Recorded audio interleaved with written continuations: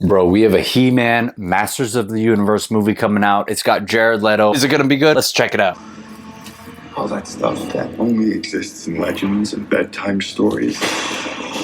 Talking tigers, spaceships, Oh shit. and magic swords that can make a man as mighty as a god.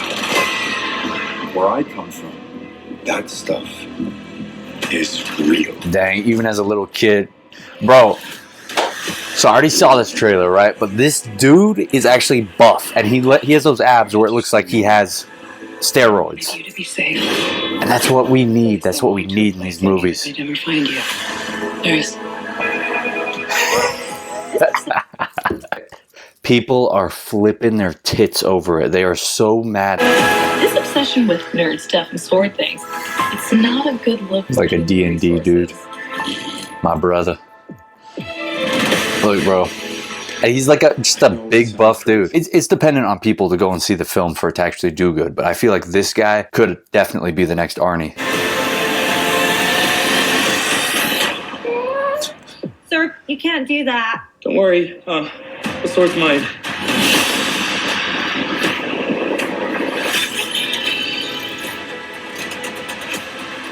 Damn. Hold on, it's about to get weird. Dude, it's got like some fantasy vibes, like the new D&D movie. But I was like, oh, hell yeah. We got the Tiger Boy. I forgot about that genuinely when I saw it last night. Idris Elba. His awesome black ass. He's going to be doing some awesome shit for this movie.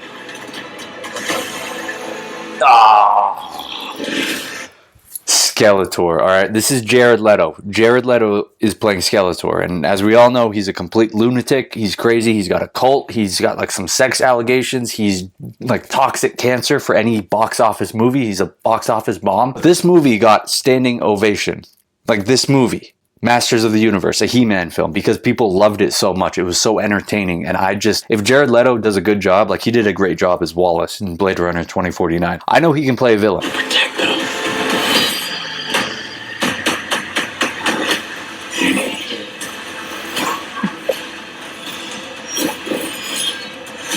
Dang, dude. It looks like. You guys catch that joke? God damn, bro. His abs. Oh, fuck off, please.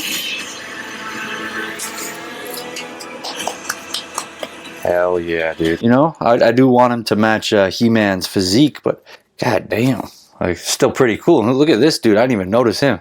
Little demon lord with the beard? Does he have a beard or face paint? Either way.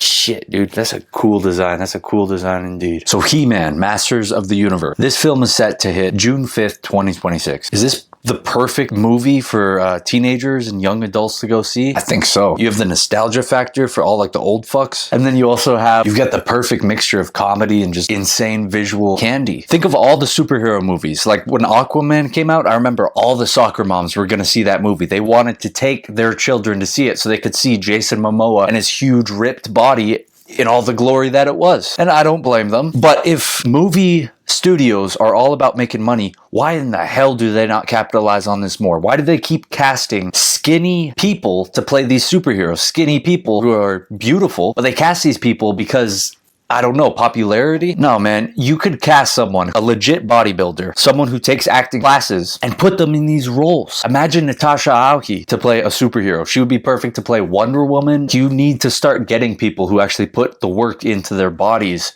for these roles. I honestly think that's a great way that you're going to be able to recoup some money because you're not spending millions and millions of dollars on these known actors or actresses, and they can't even act. They just think they look hot, and that's all that they do. They just smolder and stare and just kind of make sure their head's in the right angle for the camera. But imagine if you got an actual freaking beast of a person, guy or gal. Like, I would pay money to see it. It could be the shittiest movie, but support the shit out of that. So principal photography for this film was primarily in London, England, UK. Chips and tea and biscuits, governor. And they also used a lot of practical sets and practical elements to the film. Obviously there's a lot of CGI, but they used quite a bit of practical stuff. Like they didn't have to do that. And anytime a film goes the extra step to actually employ people to make pieces of art for a film and just get more people involved in the project, I think that's fucking awesome. Nicholas Galitzine, he is playing He-Man. Apparently, he went under an intense physical transformation involving lots of dieting and working out, and I'm sure a huge stack of steroids. But he did all that for this role. We need some more testosterone. We need some more oomph to it. Apparently, Jason Blum is a producer on this film. He's the dude who does, you know, Blumhouse Studios, the Blumhouse horror movies, those movies that are like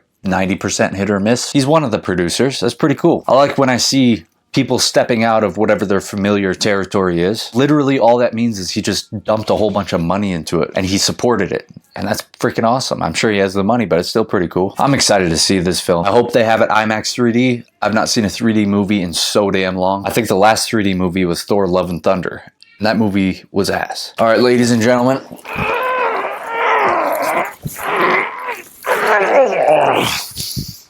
See ya.